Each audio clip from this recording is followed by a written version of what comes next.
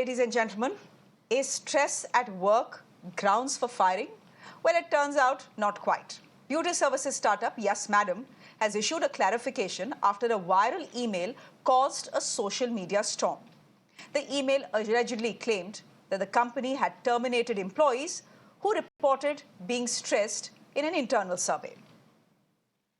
One employee even shared a screenshot online, alleging she was amongst 100 others who were laid off.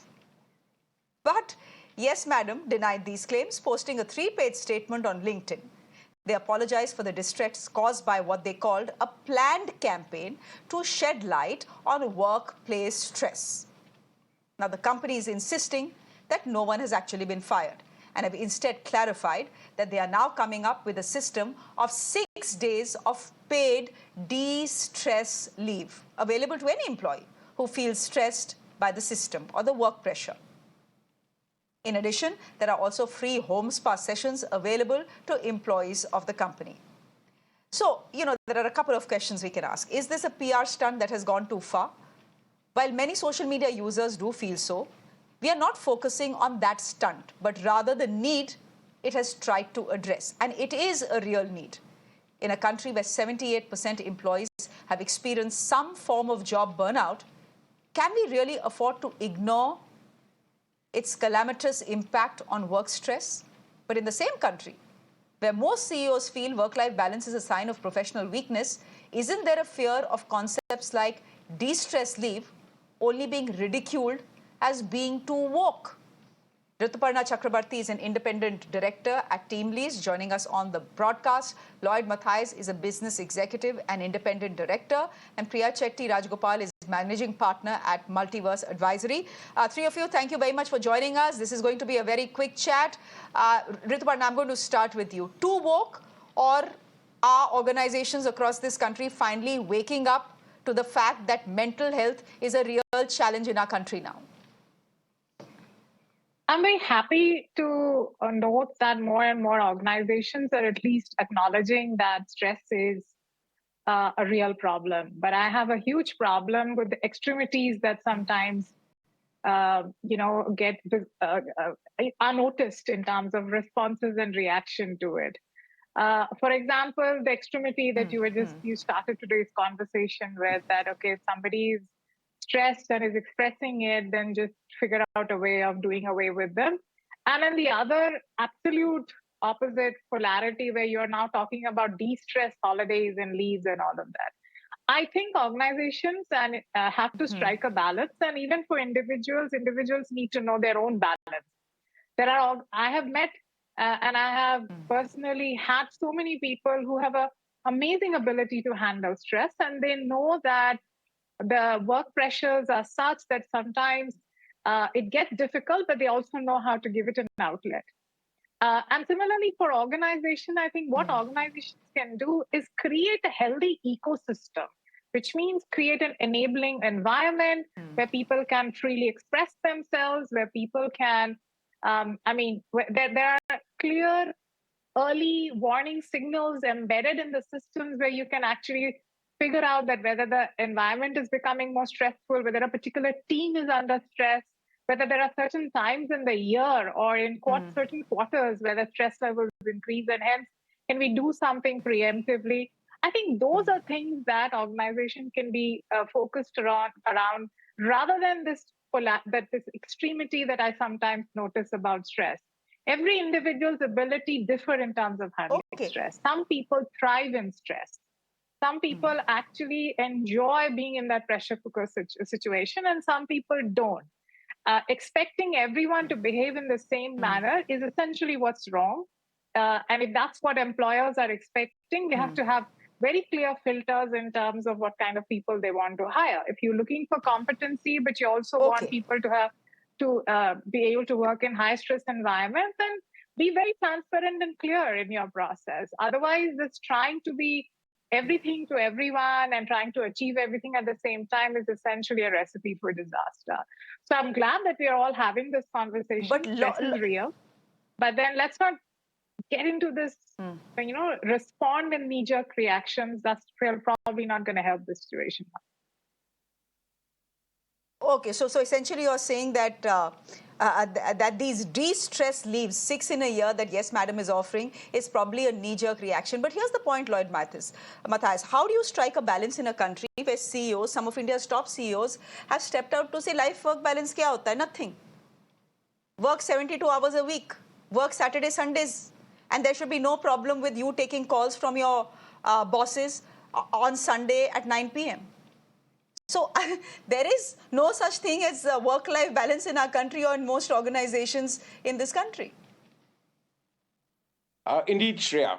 But just like Ritu said, different people have different levels of ability to handle stress. I think the only positive thing coming out of a horrible gimmick, if one would call it that, but we're keeping that aside, is the fact that there is recognition that work stress is a critical part in an organization, and employers who are looking at it seriously. And I'm going to ignore things like virtue signaling and having de-stress leave, but we're going to recognize that some employees are going to succumb, are going to have tougher periods, and therefore, how do we help employees tackle stress better? I believe that the long-term outcome of this is companies recognizing that their human resource is more than just a productivity tool.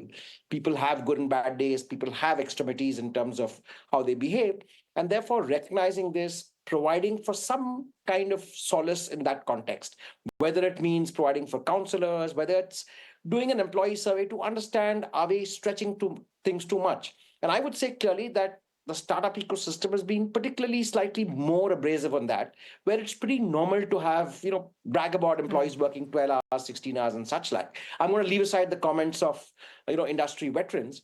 But just as an absolute point, I think HR departments and companies need to look at, are they exposing their employees to just too much of stress by pushing them too hard? And therefore need to watch for that aspect and provide for relief mechanisms or abilities to actually understand whether when it's going overboard. But as rightly said, there could be different employees having different levels, and understanding that calibration could be different for different employees is a critical part of the exercise. But recognition to work stress in the Indian employee workforce is absolutely real and should have no bearing on the fact that we are in every which way a work surplus market, right? There is no doubt that for every good job, there are 5 people waiting in queue. Correct. But that does not take away the onus of the employer Correct. to treat his employee absolutely fairly. Okay, so what are you saying? Are you saying it's not a good idea? De-stress leaves are not a good idea? Is that what you're saying? I think calling out leaves under different buckets. I think most employers do provide for some form of medical leave, where it's an emergency, when you have an issue. Now, whether you want to call it de-stress leave, whether employees just need to take a break and, spend time with their families, recharge their batteries, do the good things. I think that's fine. But like I said, calling out things like de-stress leave seems, and in this context specifically, sounds like virtue signaling. I'm not saying it's a bad idea. I think every employer needs to provide for at least close to 21 days to a month's leave. And employees should be encouraged to take that leave, right? Those days of bragging about the fact that I went 3 years without using my leave and in cashing that leave, I think that's behind us. And I hope most employers are in that phase. But, just branding things like de-stress leave seems to my mind as an overreaction, one end of the extreme, as Ritu put it. Okay. Overreaction is what you're saying.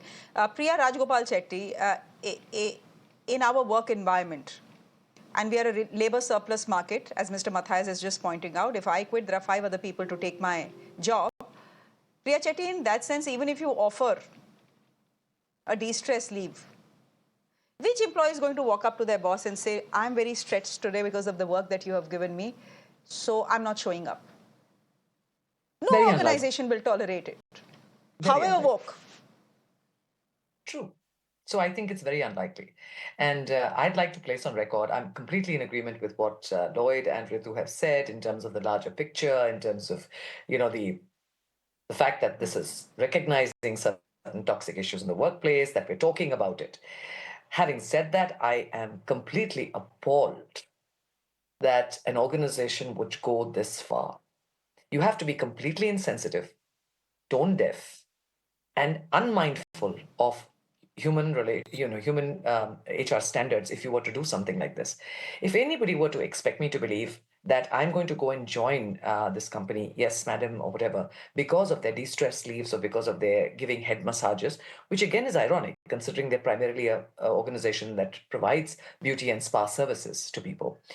I am not, I'm not particularly impressed. And I think this is in such poor taste that this so-called, leaked email is apparently part of a social media campaign. It is not.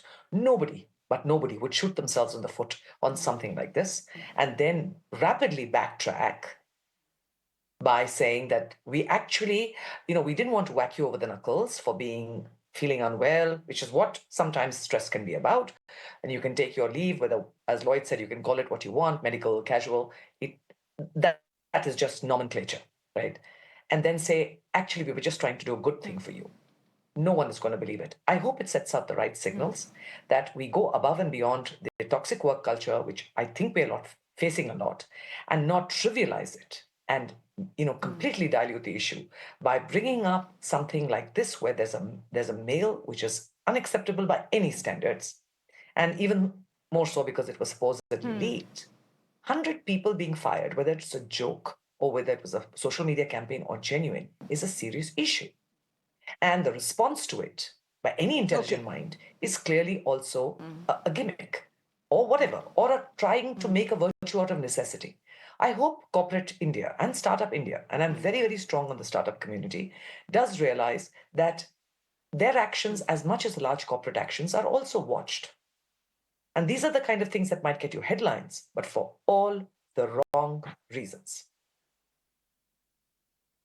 It was a terrible PR stunt. There is absolutely no doubt about that. But Rituparna, I'm just going to come back. It was such a terrible PR stunt, I don't even want to talk about it because it's just wasting time. But they have set off a debate. I Rituparna, in conclusion, then want to ask you, stress is a real thing in today's work culture. We know that. Anna's case has proven that. There are multiple other cases. You talk to people, they'll talk to you about toxic bosses, toxic work environment, too much work pressure, where you need 4 people to work, you have 2 people working. All these are stories common across workplaces. My simple question to you is this. Okay, de-stress leave is being too woke. It is pushing things too far. I understand that. But the problem is that most organizations don't even have mechanisms to deal with someone who will come up and say, I'm feeling stressed. Because stress is seen as weakness. It is seen as kamchori, more importantly. Yeah, you are very right on that front. But I also wanted to bring, our attention, all our collective attention to the fact that, we live in a very different India. Like, I know that you alluded to it, that there have been some narratives going around by some very leading, prominent corporate India leaders saying that you should be working long hours and all of that. My submission is that, personally, I have done those long hours. And yet I cannot essentially support that narrative for the simple reason that India today is in a very different place than what it used to be, let's say, 10 years back, 20 years back. The kind of productivity enablers which have been unlocked within workplaces today. I mean, a job which took me, let's say, 10 years back or 12 years back, let's say 2 hours to finish. Today, trust me, the ecosystem is such, the kind of tools, technology that we have access to, it can be done in probably 10 minutes, 15 minutes, which means that the kind of productivity enablers that are there, I don't see the reason why somebody has to honestly work long hours. So one, for sure, I think organizations need to assess is that why is my organization, or on an average, everyone in my company is working such long hours? If leadership is not actually measuring or asking questions around this, in a long term, there would be certain phases, by the way. There would be certain phases employees or certain teams would be working long hours. Maybe there is a product launch, maybe there is something happen, there is a report to be sent. I understand that. But if there is a perpetual pattern, then that's a red flag. And if leadership is not delving deep into why our employees are spending such long hours, then there is a problem. And that has to be done whether you are a startup or you are an established large organization. Again, I'm a big believer that every individual's definition of stress is very different. I thrive in stress, but I know many people who won't be able to enjoy stress. So the fact is that stress gets created in environments which are not transparent, which doesn't give the employees the feeling that they can speak up, then they can voice their opinions. Essentially where disagreement is treated as dissent. I think when you actually focus on building an organization where employees feel that they can contribute, they can express themselves, to be honest, they wouldn't even need to have a conversation where they need to go up and say, I'm stressed. Because those enablers are created in the ecosystem and they don't cost money. The things that I'm suggesting, actually, I'm not saying that you need to have this very posh cafeteria. You don't have to invest in all these things. You just need an ecosystem where humans treat each other with respect, where they're willing to listen to every employee in terms of making them feel they have a voice. Such environments will definitely become more productive. And honestly, this conversation of stress won't arise. All right, we'll leave it there for the moment. You know, there's an old saying that culture eats productivity for lunch every day. So I hope our leaders recognize that. Rituparna, we'll leave it there for the moment. Thank you very much, Lloyd. Thank you very much for joining us. Priya Chetty, always good to have you. Ladies and gentlemen, with that, it's a wrap from me. Thank you very much for watching. Shreya Dhoundial up next with the news at 9.